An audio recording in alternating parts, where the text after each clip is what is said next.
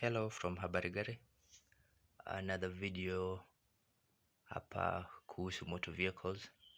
Here is a sample first aid kit, an example of a first aid kit that motorists may have in the vehicles they're using on the road. You need this to have a first aid kit in your car. Ni mzuri ukiwa na issue yote and you need any of these things, utakuwa nazo hapa kama hii.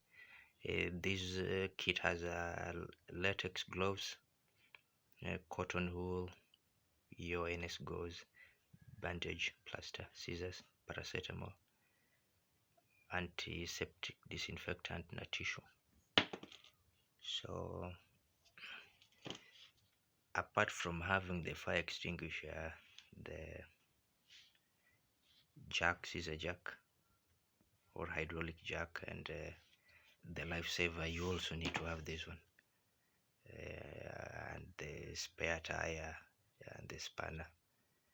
So first aid kit inaweza kuwa muhimu for the occupants wa gari yako ama gari ingine kukiwa na issue yote and you need any of these things,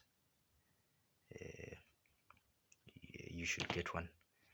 It's 1,000 Kenya shillings and that's it.